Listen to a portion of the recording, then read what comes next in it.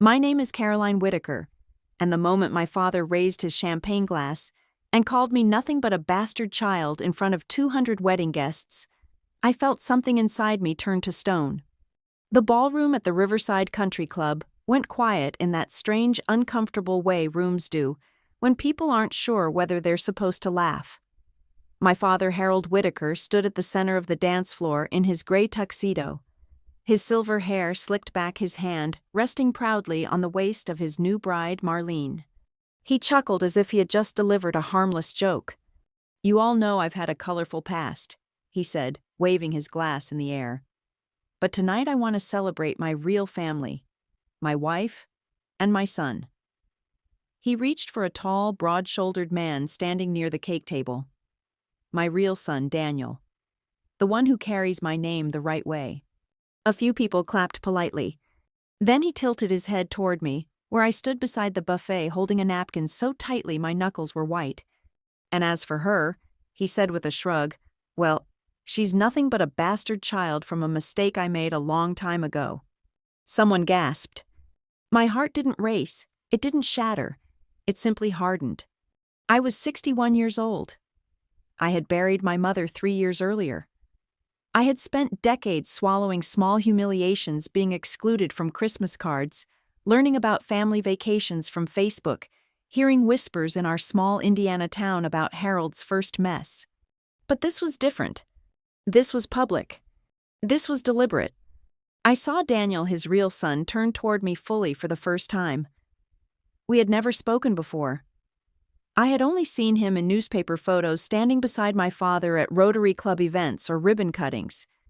He looked like a polished version of Harold, tall, confident, steady. But now his face drained of color.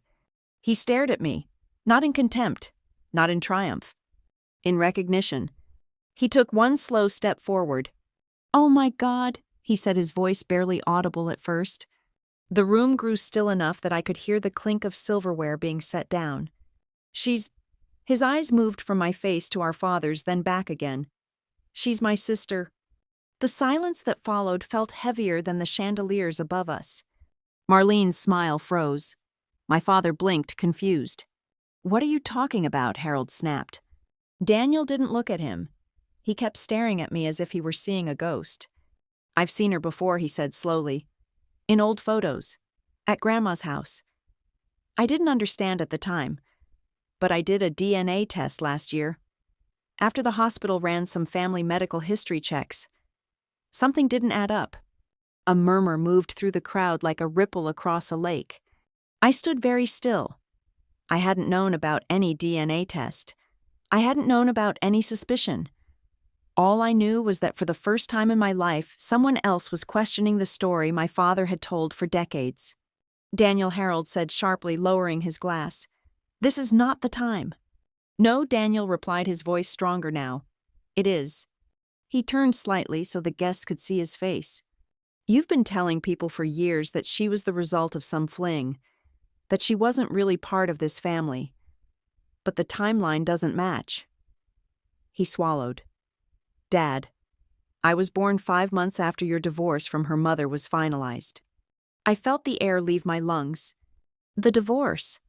My mother had always refused to speak badly of him. She told me he had complicated feelings and that adults sometimes made selfish choices. But she never said there had been overlap. "You were still married," Daniel continued quietly, "when Mom got pregnant." A woman near the front covered her mouth. Harold's jaw tightened. "That's ancient history." "No," Daniel said.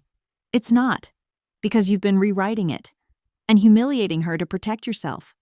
I could feel every pair of eyes in that ballroom shift toward me.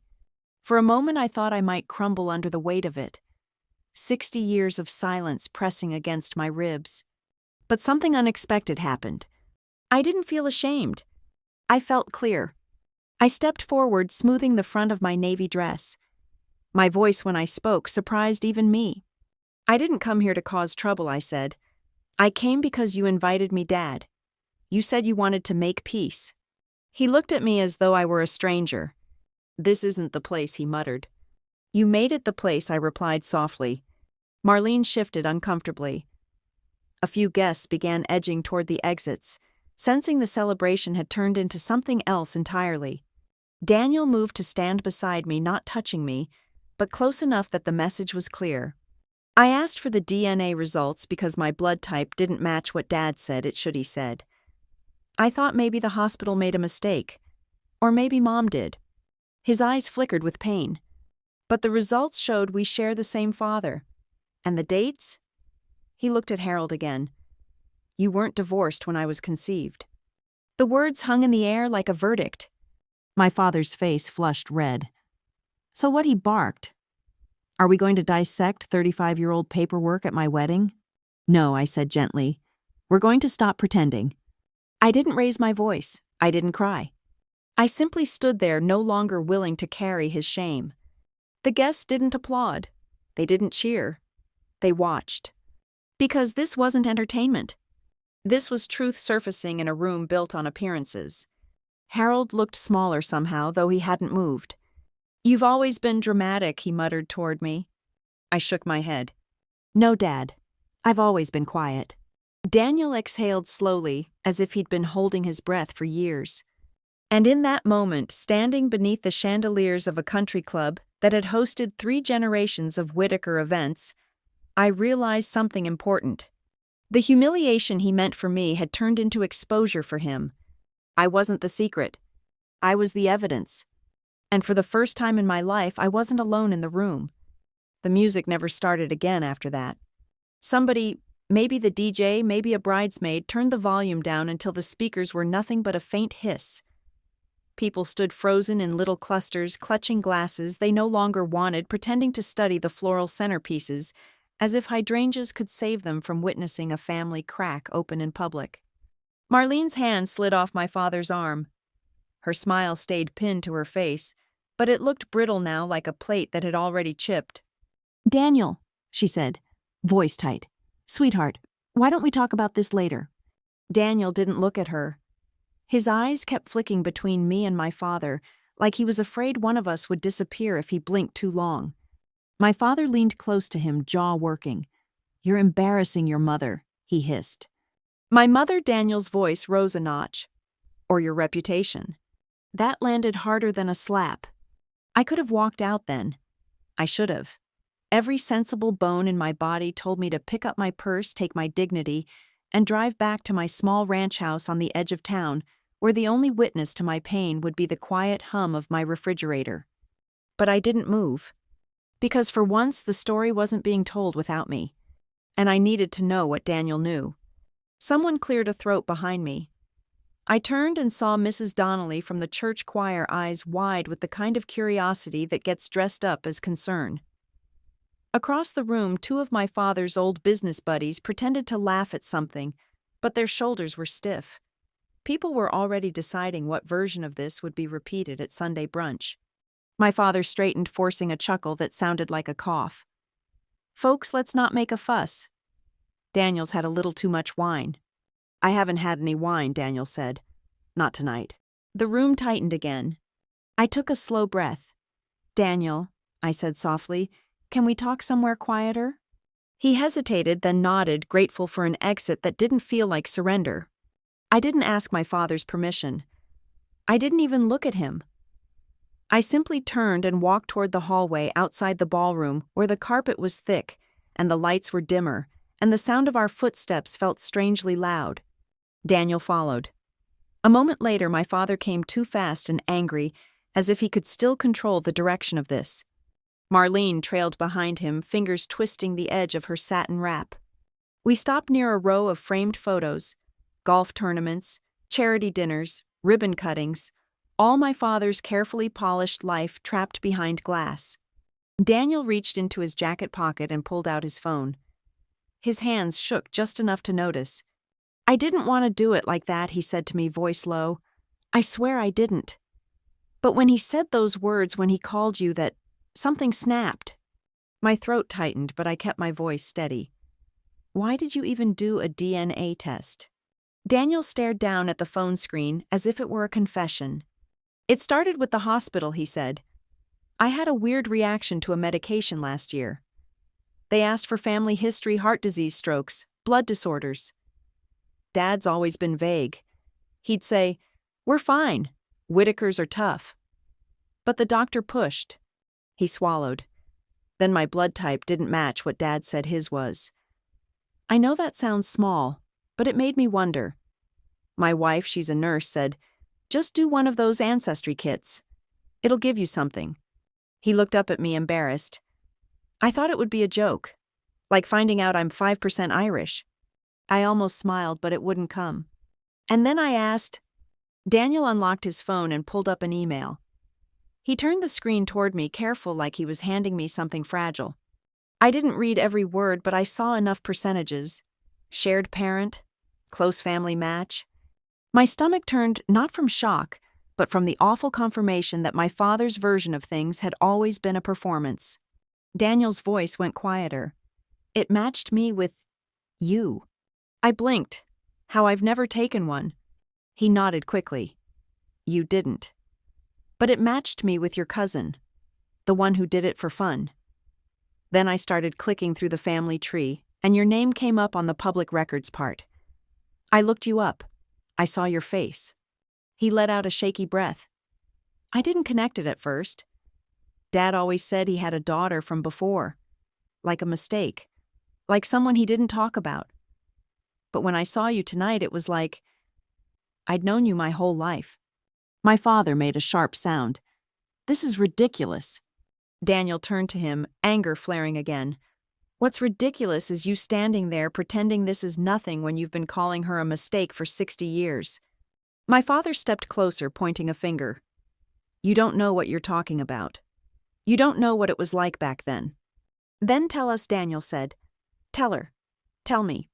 Marlene shifted her face pale.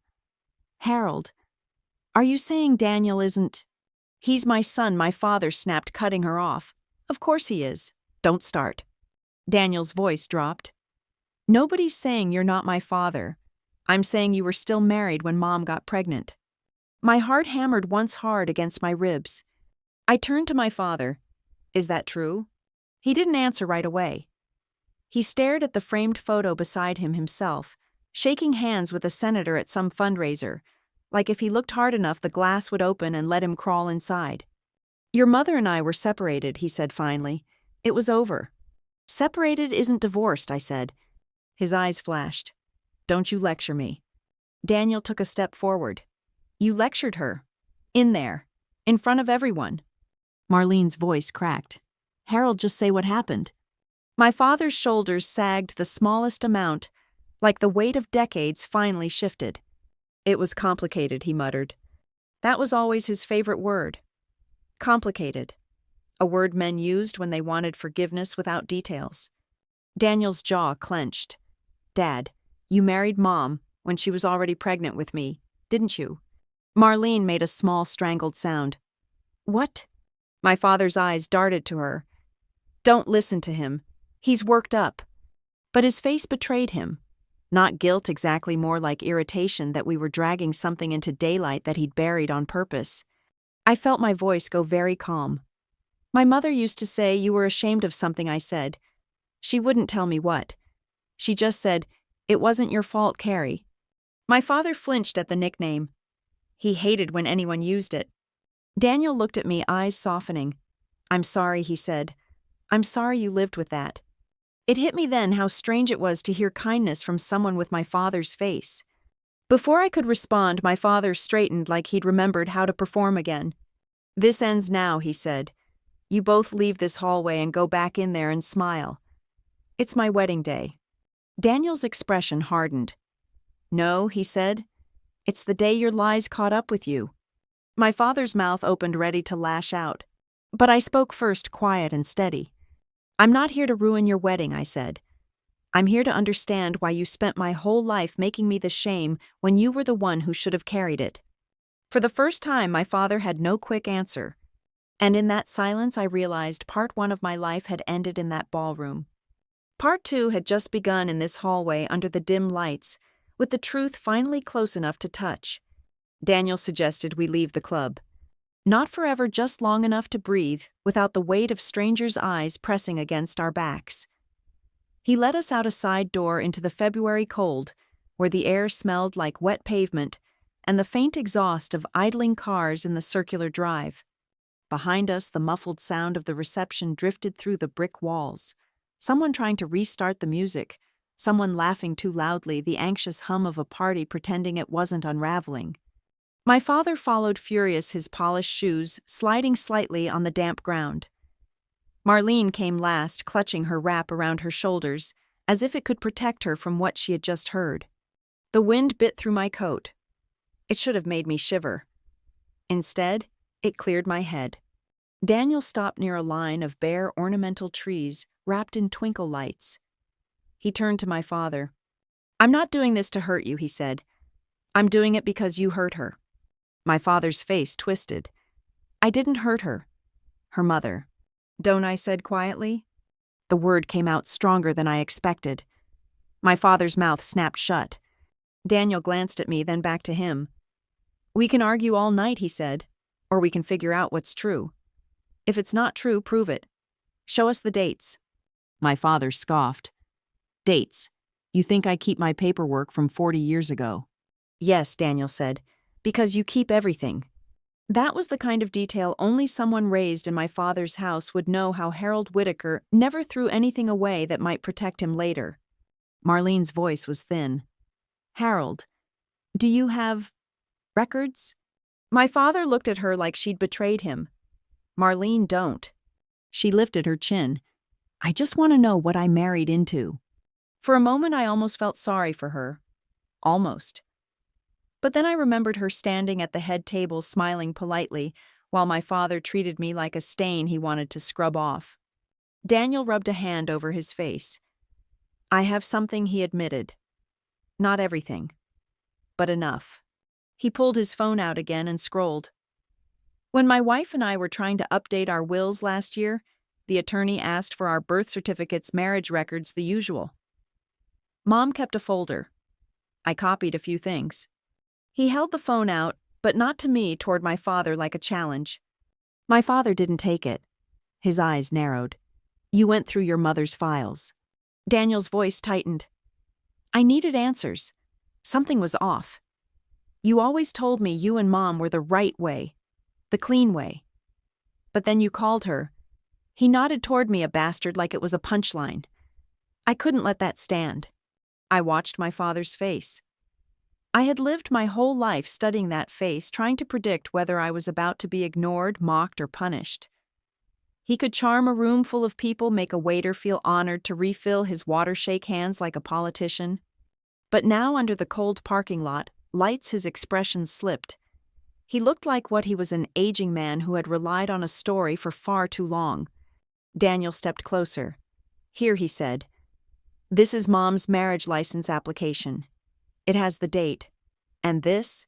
He swiped. "This is the final divorce decree from your marriage to Caroline's mother." My breath caught at the word mother. Daniel didn't say your first wife. He said my mother, as if she deserved the title. My father's nostrils flared. "I don't need to see." "Yes, you do," Daniel snapped. "Because you've spent your life making her carry your dirt." Silence fell. Cars rolled by on the nearby road, headlights flashing across our faces. Somewhere inside the club, someone cheered too loudly at nothing. My father finally snatched the phone from Daniel's hand. He stared at the screen. His fingers tightened. His jaw worked like he was chewing something bitter. Marlene leaned in, eyes darting. "Harold." He didn't answer. He kept staring, scrolling slowly, as if he hoped the dates would rearrange themselves out of loyalty. I stepped closer, close enough to see the screen. The divorce decree was there in black and white, stamped with the county seal. The date was clear. My parents' divorce wasn't finalized until late summer. Daniel's birth date was in early winter. That meant conception in spring. Spring, when my father and mother had still been legally married. My stomach turned. Not because I thought it made Daniel less. It didn't. But because it meant my father had spent my whole life pointing at me to distract from the truth about himself. He handed the phone back to Daniel with a jerky motion. So he said, voice harsh, "What do you want?" "You want to say I cheated? Congratulations.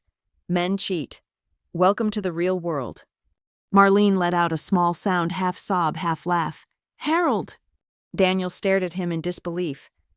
That's all you have to say. My father shrugged, trying to regain control. Your mother and I built a life. We did the right thing. The right thing, Daniel's voice rose. You built a life on a lie.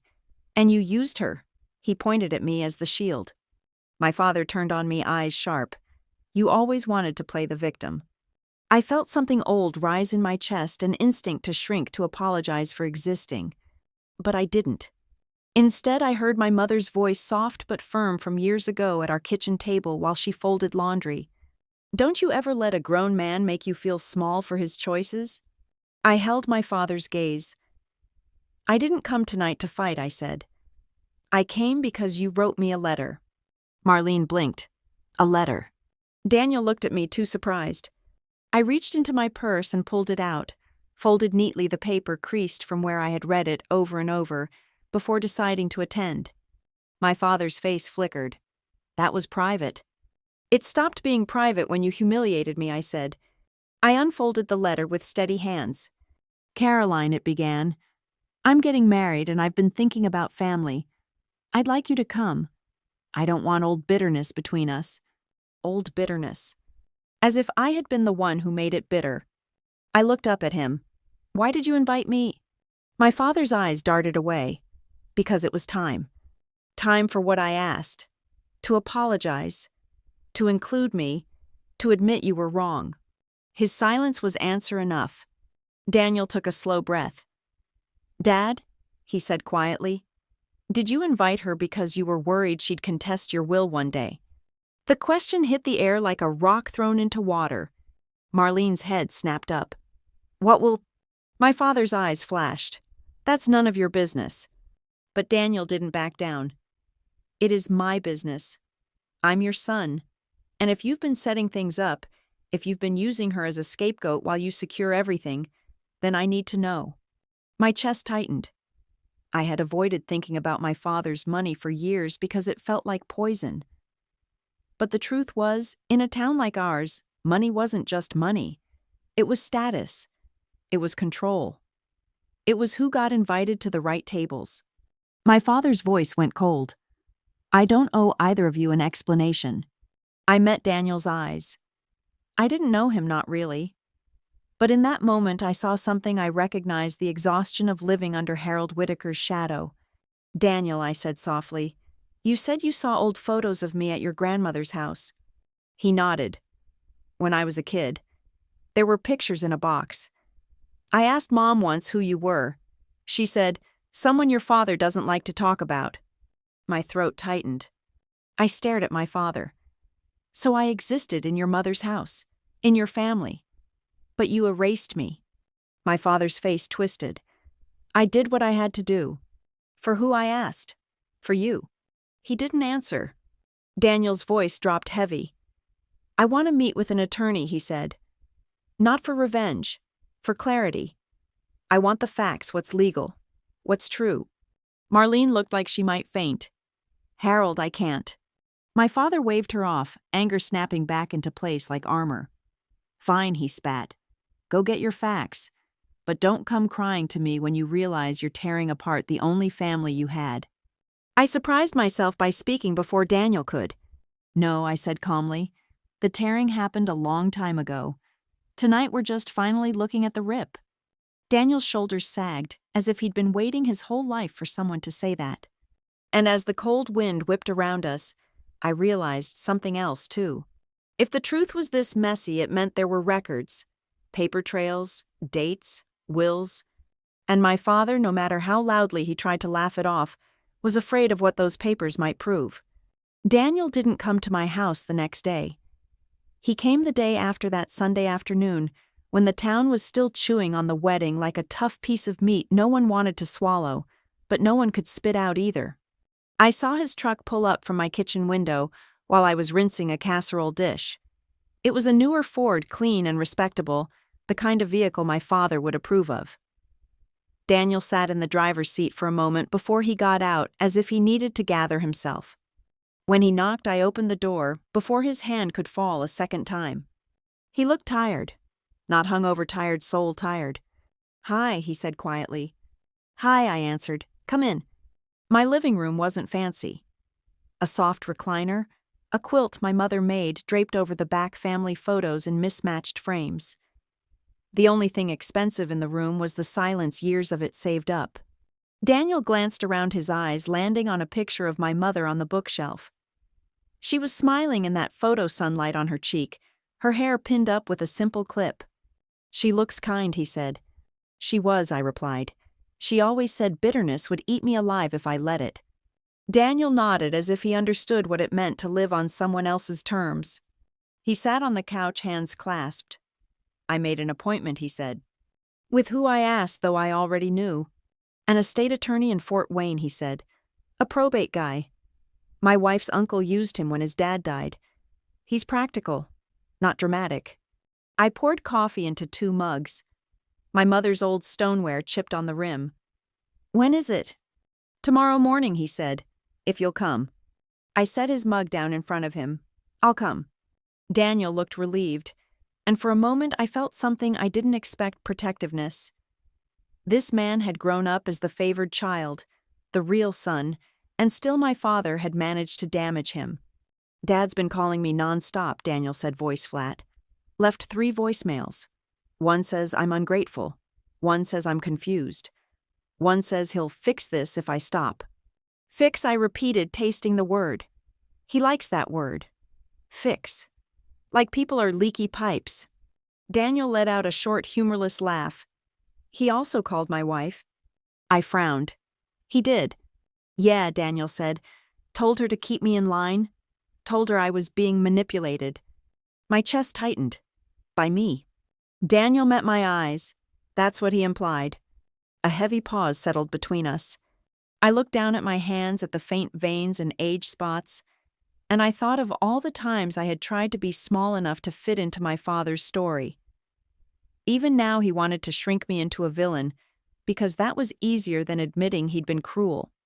I don't want to take his money, I said, more to myself than to Daniel. I never did. I just wanted truth. Daniel nodded slowly. Truth has consequences, though. He wasn't threatening me. He was warning me like a man who'd finally learned the cost of pretending. The next morning we drove to Fort Wayne together. The sky was low and gray, the kind of winter day that made you feel like you were living inside an old black and white photograph. Daniel didn't talk much on the drive. He kept both hands on the wheel, eyes forward, jaw clenched. The attorney's office was in a brick building near a strip of medical clinics. Inside it smelled like paper and lemon cleaner. The waiting room had polite, outdated magazines and a framed print of a sailboat. The attorney's name was Paul Keating. Mid-60s, glasses, thinning hair, the kind of man who had heard every version of family betrayal and had learned not to blink at any of it. He shook our hands and led us to his office. Sit wherever you'd like, he said. Coffee, water. Daniel declined. I took water. Keating folded his hands on the desk. Daniel told my assistant there's a question of paternity and some timeline discrepancies, and possibly estate documents. Daniel nodded. My father, Harold Whitaker, married last weekend. At the wedding, he publicly called Caroline. He glanced at me, a bastard child. Then I realized that wasn't right. Keating's eyebrows lifted slightly. That's quite a setting. He likes a stage, I murmured. Keating looked at me kindly. Mrs. Whitaker. Ms. Whitaker, I corrected gently. Always. He nodded. Ms. Whitaker. Do you have any documents? Anything in writing? I took a breath. I have his letter inviting me. I have old child support paperwork. And I know the divorce date. Daniel pulled out a folder and slid it across the desk. I brought what I have. Marriage license application. My birth certificate copy, the divorce decree date. Also, he hesitated, then reached into the folder again. This is why I think we need to talk about the will. Keating's eyes sharpened. Go on. Daniel pulled out a stapled document, thick and official-looking. Dad's accountant is a family friend. I didn't steal anything. But last year when Dad had a health scare, he asked me to be his backup contact. The accountant emailed me a list of documents to keep on file, power of attorney, medical directives, that kind of thing. This was attached. I didn't read it then. I opened it after the wedding. My stomach went cold as Daniel slid the pages toward Keating. "Is that," I began. "A copy of his will," Daniel said quietly. "Or at least a draft copy from last year." Keating adjusted his glasses and began reading. The office grew silent except for the faint ticking of a clock on the wall. I watched the attorney's face as he scanned, and I saw it change, not dramatically, but with the practiced concern of a man who recognized trouble in clean typeface. Finally, he looked up. "This is significant." Daniel's shoulders stiffened. "How?" Keating tapped a section with his pen. "There's a clause here that specifically addresses you, Ms. Whitaker." My throat tightened. Me. Keating nodded and read carefully, not theatrically, just plainly like it was a weather report. "It states that you are not to be considered an heir under any circumstances, and that you are not issue of the testator, meaning not his child, and it uses the phrase born out of a non-marital relationship and not legally recognized." The words stung, even though they were just ink, even though I'd heard worse from my father's mouth the night of his wedding. Daniel's voice turned hard. "But if the timeline shows, he was still married to Caroline's mother when she was born." Keating lifted a hand. "We need to be careful. Marriage status and paternity can intersect differently depending on the state and the specific facts. But yes, if he was legally married to her mother, and if he is her biological father, that undercuts the claim that she is non-marital issue." I stared at the wall behind Keating's desk, at a framed certificate from the Indiana Bar Association. My father had turned my existence into a legal inconvenience. Keating continued. "Also, this will include language that could be considered defamatory or used as evidence of intent to disinherit based on a factual claim. If that claim is false, it doesn't automatically void the will, but it can become important in a contest, especially if there are questions of fraud, undue influence, or coercion." Daniel leaned forward. "Undue influence." Keating nodded. "Your father recently remarried. Changes to a will around remarriage are common. But if there's an effort to isolate or misrepresent family relationships, that's when courts pay attention." Marlene's face flashed in my mind, her tight smile, her quick attempt to hush Daniel. Had she pushed my father to erase me? Or had my father simply found a new audience for the same cruelty? Keating looked at me. "Ms. Whitaker, what do you want from this?" The question landed softly, but it was heavy. I could have said money. That would have been the easy revenge story, the satisfying one for strangers. But I thought of my mother folding laundry, refusing to poison me with hatred. I thought of Daniel standing beside me in that hallway, shaking but honest. I thought of my own years of working, saving, paying my mortgage without anyone's help. "I want my name cleaned up," I said. "I want the truth stated plainly. I want him to stop calling me something I'm not. And I want him to stop using a lie to control who gets counted as family." Keating nodded once. "Then we approach this strategically." Daniel asked, "What does that mean?" Keating leaned back in his chair. "It means we don't scream. We don't threaten. We gather records. We obtain certified copies of the divorce decree and marriage license. We consider a paternity confirmation if needed. And we send a formal letter requesting correction of factual misstatements in estate documents." He paused, then added, "And one more thing, we make it clear that if your father continues to spread a false statement publicly, you have options. Legal ones."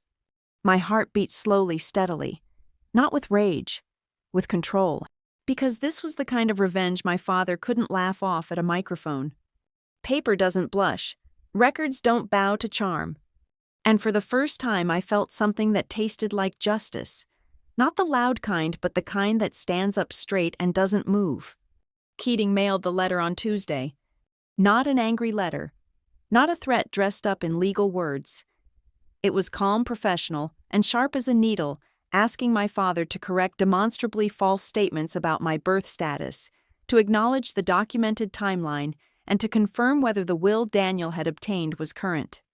There was no screaming in that envelope. Just facts.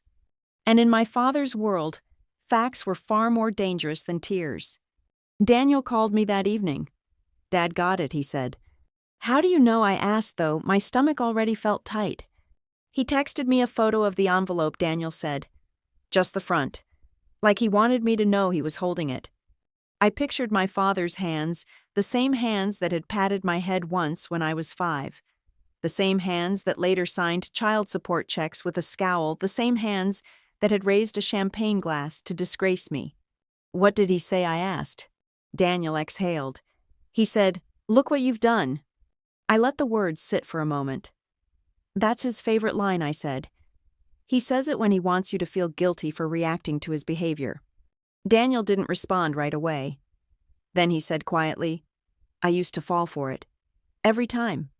So did I thought, for years. The next day my phone rang in the late afternoon, a number I hadn't seen on my caller ID in months. Harold. I stared at it until it stopped ringing. Then it rang again. I let it go to voicemail. A minute later, a new message alert popped up. I didn't open it immediately. I set my phone down on the kitchen counter and went about my chores. Because at 61 I had learned that panic rarely helped and that my father's storm would pass whether I watched it or not. But when the house grew quiet, I finally pressed play. His voice filled my kitchen like a draft under a door. "Caroline," he said, clipped and controlled. "I don't appreciate you trying to pull some stunt after my wedding. You've always had a way of making things bigger than they are." A pause. "You want to talk about facts? Fine. Come to my office tomorrow at 10. Bring your little lawyer if you want. And Daniel too. We'll settle this like adults." The message ended. No apology, no regret, just an invitation delivered like a summons. I sat down at my kitchen table staring at the wood grain and felt something steady in me. He wasn't offering peace. He was calling me to court. Daniel called an hour later, his voice tight. "He left you a message too, didn't he?" "Yes," I said. "I already talked to Keating," Daniel said. "He says we go. Calm. No yelling. We let Dad dig his own hole." On Thursday morning I wore my best winter coat, not for vanity, but for armor. The same navy coat I'd worn to my mother's funeral. It made me feel like I could stand up straight no matter what room I walked into. Daniel picked me up, and we drove to my father's office downtown, the Whitaker Insurance Building, a narrow brick structure on Main Street, with a shiny brass plaque and a reception area that always smelled faintly of cologne and copier toner. My father had built that business on selling people safety, policies, protection. But he had never once protected me. His receptionist, a young woman with perfect hair, looked startled to see me. "Ms. Whitaker," she said, as if my name didn't belong in that building. I nodded politely. "We have an appointment." Daniel put a hand on my elbow, guiding me toward the hall. Not pushing, just present. My father's office door was half open. Inside, Harold sat behind his desk like a man waiting for a deposition. Marlene was there too, perched stiffly in a chair to the side, a folder in her lap. Her eyes flicked up when we entered, wary. Keating came in behind us carrying a slim briefcase. He didn't look like a warrior. He looked like a man who knew the rules, and that was enough. Harold stood. "Paul Keating," he said, with a forced smile. "I didn't know you were the one sticking your nose into this." Keating's voice stayed neutral. "Good morning, Harold." My father turned to me. "Caroline, you look well?" It was the kind of line a stranger says at a funeral. Meaningless, but intended to sound polite. I didn't respond. I simply sat in the chair Keating indicated, folding my hands in my lap. Daniel sat beside me. Marlene avoided looking at him. Harold remained standing a beat longer, like he wanted to tower over us, then finally sat behind his desk, fingers steepled. "Let's get something straight," he began. "I have always provided for you, Caroline. I paid support. I did my duty." Keating didn't speak yet. He let my father talk because people like Harold always revealed themselves if you gave them a little room. My father continued, "You've spent your whole life resenting me, and now you want to drag my name through the mud because you can't stand seeing me happy." Daniel's jaw clenched. "That's not—" I touched Daniel's arm lightly. He stopped. Keating opened his briefcase and placed a copy of the letter on my father's desk. "We're not here to argue emotions," he said. "We're here because you have made public statements and drafted legal documents containing statements that appear false." Harold's eyes flashed. "False? My life is not false." Keating's tone didn't change.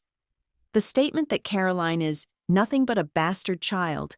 Your words imply she was born outside of a lawful marriage and is not legally recognized as your child." Marlene swallowed.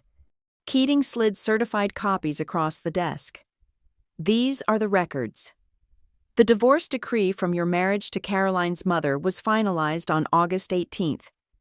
Caroline was born on April 2nd while you were still married." My father stared at the papers like they were a personal insult. "That doesn't matter," he said quickly. "We were separated." Keating nodded once as if he'd expected that. "Separation is not divorce." My father's mouth tightened. "So what? You think that makes her?" "It means your statement is inaccurate," Keating replied. "And it also means the language in your estate documents referring to her as non-marital issue is inconsistent with the record." Daniel leaned forward, voice low. "Dad, why did you write that?" Harold turned his glare on Daniel. "Because she isn't part of my household. She never has been." "That's your choice," Daniel said. "Not a fact about her birth." Marlene spoke up, then her voice strained. "Harold, you told me it was a one-night mistake, and the mother tried to trap you."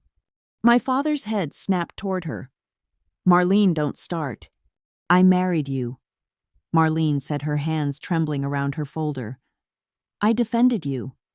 I stood there while you insulted her in front of everyone. And now I'm finding out you weren't even divorced." Harold's face reddened. "I was trying to keep my past in the past." Daniel's eyes narrowed. "By dumping it on her." Silence fell. The office clock ticked loudly. My father's gaze returned to me, sharp and resentful. "You wanted a correction," he said. "Fine. What do you want me to do?" "Stand in church and announce I was a cheater." Keating spoke before I could. "A factual correction can be private and written. We are asking you to amend any estate documents that contain falsehoods about Caroline's status and to stop making defamatory statements publicly." Harold let out a short laugh. "Defamatory? She's my daughter. In the biological sense. Sure. But she's not." He stopped himself, but too late. Daniel leaned back slightly, eyes hard. "Not what Dad. Not real enough. Not convenient enough." Harold's hands slammed down on the desk, making the papers jump. "You don't get to judge me. I built everything you have." Daniel's voice went quiet. "And she built her life without you." My father's breathing was heavy. Marlene looked like she wanted to disappear. This was the moment my father always used to win when he got loud, when other people got scared, when the room bent around him. But Keating didn't flinch. And neither did I. I finally spoke, my voice steady. "I don't want you to grovel," I said. "I want you to stop rewriting my life to excuse your choices." My father stared at me, and for the first time I saw something in his eyes that wasn't anger. Fear. Not fear of losing money. Fear of losing the story. Because the story had been the only thing holding his reputation together. And now, sitting in his office with certified papers on his desk, he realized he couldn't charm his way out of ink. My father's fear didn't make him softer. It made him strategic. He leaned back in his chair, smoothed the front of his suit jacket, and took on that calm, reasonable tone he used on clients when they came in upset after a car accident. "Caroline," he said, "let's be practical." That was how Harold Whittaker tried to win. Not with kindness, with control disguised as logic. "I've heard what your lawyer is saying," he continued. "Fine. I'll amend the language. I'll remove the non-marital wording, whatever you want to call it. But we're not going to pretend you're suddenly part of this family in the way you seem to be demanding." I didn't respond. Keating's pen moved quietly across his notepad. My father's gaze shifted to Daniel. "And you," he said, voice edged with hurt that sounded almost convincing. "You've been my son your whole life. You know who I am. You know what I've done for you. You're going to let her come in here and take what I built." Daniel's jaw tightened. She's not taking anything. She's asking for truth. My father scoffed. Truth. Everyone suddenly wants truth. Here's the truth. I'm a man who made mistakes and still managed to build a good life. A life you both benefit from. Keating looked up. Harold, this isn't a negotiation about feelings. The record is the record. Our request is simple correct factual misstatements and provide confirmation of current estate documents. My father's eyes narrowed. Confirmation. Keating's voice stayed even. Yes. Because there is reason to believe you may have revised your will recently, particularly in connection with your remarriage. We're requesting a copy of the current executed will or written confirmation that the document Daniel obtained is the latest. Marlene stiffened in her chair. Her fingers tightened on the folder in her lap. My father noticed, and for a second I saw anger flicker toward her too, like he resented that she was in the room to witness his control slipping. He forced a smile. Marlene knows what's in my will. Marlene's face drained. I know what you told me. Daniel's voice sharpened. Dad, show it to us. My father's smile vanished. No. The word landed heavy. Keating set his pen down. Refusing is your right, he said, but it also increases the likelihood of future litigation, which is what you claim you want to avoid. My father's nostrils flared. There it is. Litigation. That's what this is about. It's about preventing it, Keating replied. My father turned his gaze back to me. What do you want? Caroline money. A cut of the business. Is this about trying to punish me before I'm in the ground? His voice was louder now, as if volume could force the answer he wanted. I felt something steady rise in me, not rage, not triumph, something older and quieter. No, I said. It's not about money. He blinked, thrown off. It's about the way you've labeled me, I continued. You used that word bastard, like you were stamping it on my forehead, so everyone would look at me instead of looking at you. Marlene's lips parted slightly, as if she had never thought of it that way. My father's face tightened. You're being dramatic. Daniel leaned forward. Dad, stop. My father ignored him. Your mother knew what she was doing, he snapped. She wanted my name. My money. Don't I said again, sharper this time? Silence. Even my father hesitated. Because that one word don't had never come out of my mouth to him before. Not like that. I took a breath and looked him straight in the eye. You don't get to rewrite my mother to protect yourself. She raised me with dignity. She didn't poison me against you. She could have, but she didn't. My father's eyes flickered, something like shame quickly buried. Keating cleared his throat gently, bringing the focus back to the practical. Harold, let's be clear about options. If you amend the will language and issue a written correction regarding Ms. Whitaker's legal status, this can remain private. If you refuse and continue making public statements, you increase exposure. My father stared at Keating, and for a moment, I could see him calculating, like a man doing math in his head, deciding what would cost less. Finally, he reached into a drawer and pulled out a thick folder. Marlene straightened eyes wide. Daniel's shoulders stiffened. My father slapped the folder onto his desk. This, he said, is the will, the current one. Keating didn't move yet. He waited like a chess player. My father opened the folder and slid several pages forward, just enough to show the first page, the signature page, the date. I leaned slightly, my eyes catching the date at the bottom. It wasn't last year. It was 3 weeks ago. 3 weeks. Right before the wedding. Marlene's voice came out thin. You told me you hadn't changed anything. My father's eyes flashed. I changed what I needed to change. Keating's tone sharpened slightly for the first time. Harold, the timing is relevant. My father snapped. Of course it is. Because you're trying to make it look like Marlene manipulated me, or I manipulated myself, or... Daniel cut in, voice shaking. You changed it right before you married her. After you invited Caroline. After you wrote that make peace letter. My chest tightened. The invitation. The timing. The public humiliation. It clicked into place like a lock turning. He didn't invite me to apologize. He invited me to put me in my place one last time before sealing me out. My hands stayed folded in my lap, but inside I felt a cold clarity. Keating spoke calmly. May I review the full document? My father hesitated, then shoved it forward with a dismissive flick. Read it, enjoy it. Keating began turning pages slowly, methodically, as if he were reading a medical chart. Daniel watched his face like a child watching a teacher grade a test. I watched my father. His foot tapped under the desk. He kept glancing at the door as if part of him wanted to escape his own office. Finally, Keating stopped at a section and looked up. This clause, he said, tapping the page, states that Ms. Whitaker is to receive $1 specifically to prevent her from claiming she was forgotten. My ears rang for a moment. $1. A gesture so petty it could only come from spite. Daniel's face went pale. Jesus, Dad.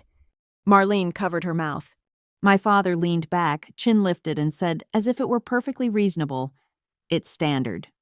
Keating's voice was careful. "It's not uncommon." But combined with defamatory language and a potentially false characterization of her legal status, it becomes problematic. My father smiled tightly. Problematic for who? Keating looked at him. For your estate, for your family, and for your public reputation if this becomes a court matter. My father's smile vanished again. He stared at Keating, then at Daniel, then at me. You think you can scare me? He said, voice low. Daniel's voice cracked. Dad, why do that to her? My father opened his mouth, and for a second I thought he might say something honest. Instead, he said the ugliest truth of all with a kind of exhausted bitterness. Because she reminds me, he muttered. Reminds you of what I asked quietly. His eyes met mine, and there it was raw, unpolished. She reminds me of who I was when I wasn't proud of myself. The room went still. Marlene's shoulders sagged, as if she'd finally understood she hadn't married a hero, just a man who hid his shame by throwing it at other people. Daniel stared at his father like he was seeing him for the first time. And I sat there feeling something strange and sharp because my father had finally said the truth out loud. Not about me. About him. Keating didn't speak for a moment after that. He simply let my father's words hang in the air, because sometimes the most powerful thing in a room is the truth a person accidentally admits. My father looked down at his desk, and for the first time that morning he seemed older than his suit. His hands weren't steady. His shoulders weren't square. He was just a man who had built his whole life on appearing untouchable, and now the seams were showing. Daniel broke the silence first. His voice was quieter than before, but it carried more weight. Dad, he said that's not her burden to carry. My father's mouth tightened, but he didn't snap back. He didn't have the energy. Or maybe he didn't have the story ready. Keating cleared his throat gently, bringing us back to what could be done, not what couldn't be unsaid. Here's the practical path, he said. If your goal is privacy and peace, we can draft a written correction. You can amend the will to remove defamatory language and the $1 provision. You can clarify your intent without humiliation. My father gave a short, bitter laugh. And then what? Everyone claps. I get a medal for acting like a decent man at the end of my life. No, I said softly. You just stop hurting people. Marlene's eyes were red. She kept blinking hard like tears were an inconvenience she didn't want to allow. She opened her folder and slid something onto my father's desk, a paper with a sticky note on top. I brought this, she said, voice thin, because after the wedding, I couldn't sleep. I went through the file drawer at home. My father's head snapped up. You went through my files. I live with you, she said, not apologizing, and you told me there was nothing else. No surprises. She tapped the paper. There was a copy of your letter to Caroline, and a note you wrote for yourself. Daniel leaned forward, brow furrowed. A note. Marlene swallowed. It said, invite her. Make it clear. No future claims. The room felt suddenly colder. My father stared at the note like it had betrayed him. I didn't gasp. I didn't cry. I simply nodded once, as if my body had already known and my mind was catching up. So that was it, I said, voice steady. You invited me so you could humiliate me publicly. So if I ever challenged your will, people would say, she's just bitter. She's always been trouble. My father's face hardened. You're twisting it. No, Daniel said, voice shaking. She's not. Keating looked at my father, calm but firm. Harold, that note matters. It speaks to intent. My father pushed the note away like distance could erase ink. I was protecting what I built. And I wasn't worth protecting, I said. His eyes flickered to mine, and for a heartbeat, I saw something like regret trying to surface. Then it got shoved down by pride the way it always had. Marlene's voice cracked. Harold, why did you make her the villain? Why did you make me stand there and smile while you said that word? My father's jaw worked. Because I didn't want the room to look at me. Daniel exhaled slowly, like the answer hurt even though he'd suspected it. I sat back in my chair. The anger I expected never came. What came instead was a tired clarity. All my life I had thought the fight was about whether my father loved me. But it wasn't. It was about whether he could live with himself. Keating spoke again. Measured. Ms. Whitaker, you have leverage. You could contest. You could demand discovery. You could push this into a public court record.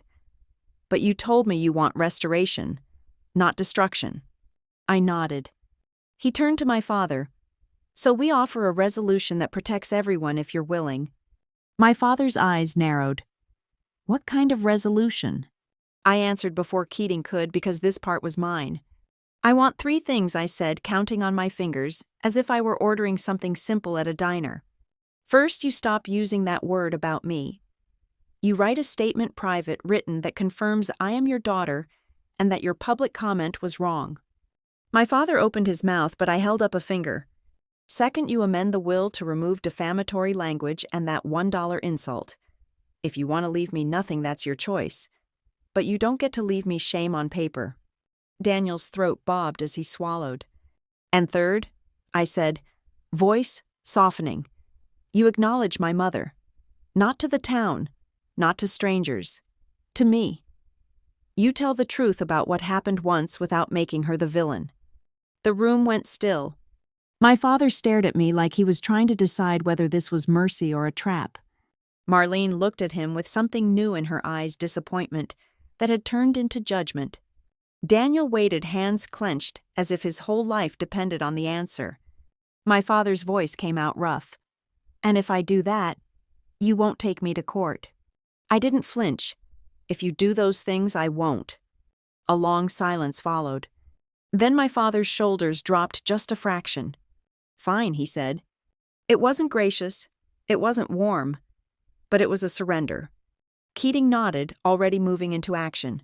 We'll draft it. Harold, you'll sign. And we'll arrange for an updated will amendment or codicil with correct language. Marlene let out a shaky breath. Daniel's eyes closed briefly like he was holding back something raw. We left the office without shaking hands. But when Daniel drove me home, he didn't speak much. Neither did I. The winter fields rolled by flat brown, honest. No chandeliers, no music, no performance. A week later, Keating called to tell me the documents were signed. I sat at my kitchen table again, same chipped mug, same quiet house, and read my father's statement. It wasn't poetic. It wasn't tender. It was factual. But it erased that word. It put the shame where it belonged on the lie. 2 months after that, my father had a minor stroke. Daniel called me from the hospital parking lot, his voice small in a way I hadn't heard before. I don't know what to do, he said. He keeps asking for you. Then he gets angry and says he didn't. Then he asks again. I closed my eyes and pictured my father in a hospital bed. Wires monitors the fragile truth of a body that can't be bullied into obedience. I'll come, I said. When I walked into his room, he looked smaller than I remembered. Not weak, just human. He stared at me for a long moment, and then he said, barely above a whisper, Your mother was better than me.